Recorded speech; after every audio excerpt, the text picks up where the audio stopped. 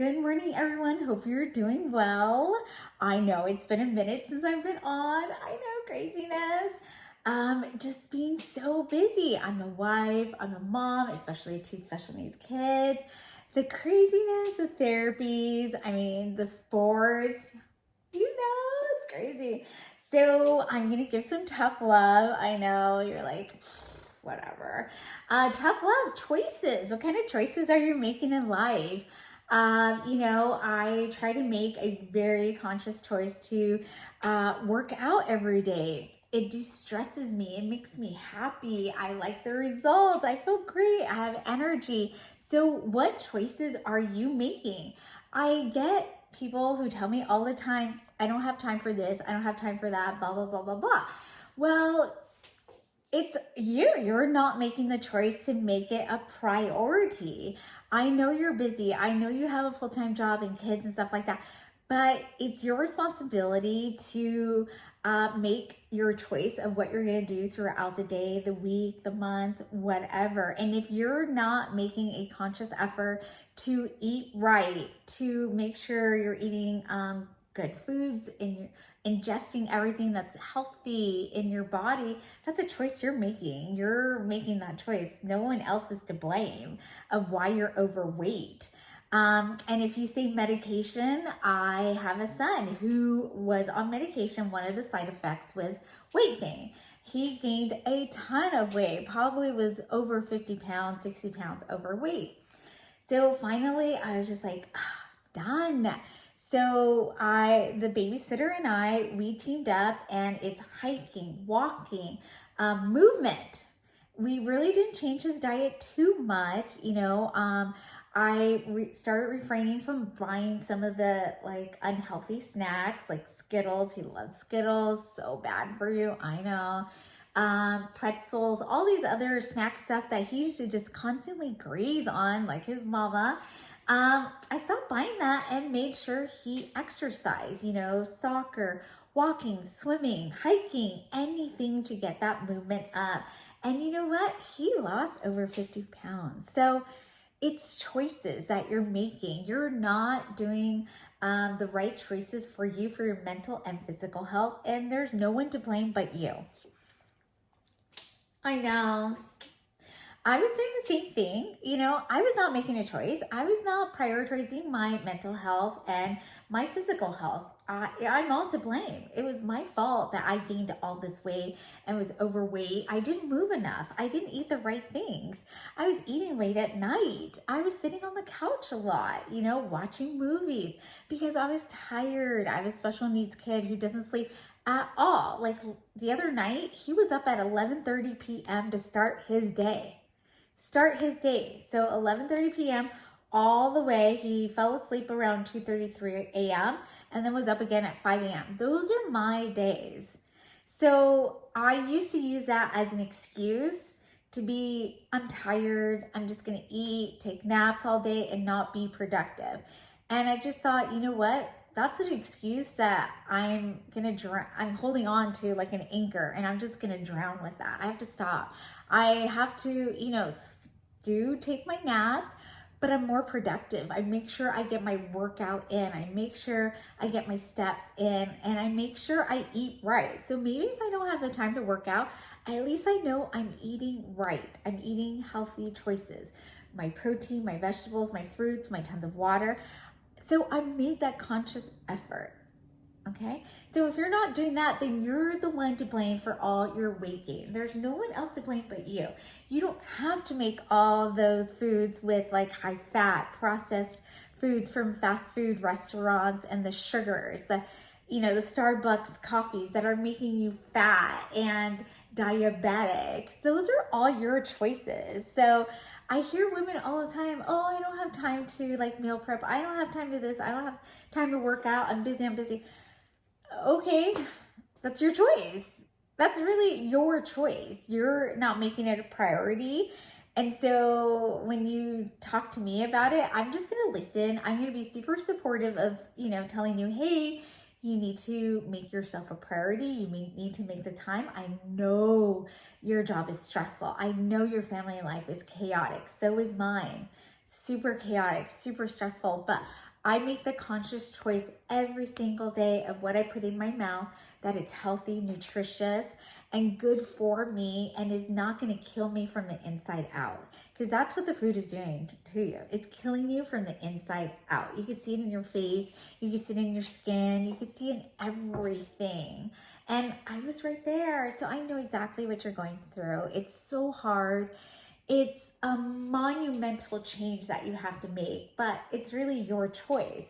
And you could just be like everybody else on this planet and make excuses, and the doctor's gonna pacify you because he's just sick and tired of telling you what to do and you're ignoring him.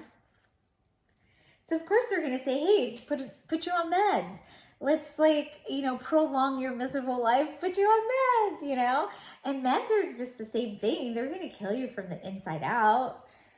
All those vaccines you're taking because the government scares you, your doctor scares you, they're just making money off of your fear and your lack of research of what you're really putting in your body. And that's what Big Pharma, the foods industry, they really love you because you're choosing to not really care about yourself and what you're putting in your body. And that's really what it boils down to. You're not making the right choices for your body, and you're just taking the easy way out. Sorry. That's how I feel about it. And that's your right. That's your choice. And if that's how you want to live it, have at it. Enjoy it. Be happy with your choices and stuff like that. But I know for me, I'm making choices that I'm going to be a productive senior citizen. I'm trying to be like my grandpa who walked 24/7 throughout his whole life. He's still, 94 years old, walking around and living life, no medications, no nothing. He's so good. And that's like my inspiration, my example of what my life wants to be when I'm older. Not with my baggie of medicines, not with my long list of ailments and diagnoses and diseases that I put on my body. So like when I hear someone's like, oh, I have type 2 diabetes, I'm like, oh, okay. I know you did that to yourself. I'm very sorry for you, but you kind of did that to your own body. You didn't listen to health experts when they said, move around, do 30 minutes a day. You don't have 30 minutes a day. I know you're exhausted. I'm exhausted. Believe me, I am too, but I know I make it a priority to move. Also, isolation. Isolation is going to kill us. Isolation is going to kill us because now so many people are on antidepressants and these other numbing medication. They numb you from feeling anything, from enjoyment, from feeling sorrow and sadness and anything. And so when you're just a numb zombie, it's the same thing. You're just killing yourself, developing friendships and meaningful friendships. Now, having isolation and depression, that's kind of your choice to do that. I hear so many women who are like, oh, I don't have any friends. I don't, just that. Well, go out of your comfort zone. Make yourself vulnerable. Seek out those groups. Seek out friendships. Reciprocate. It's a two-way street. You invite, they invite, you text, they text. Everything's, reciprocation of feelings, of emotions, of effort. And if you're not putting in the effort, of course, friendships deteriorate.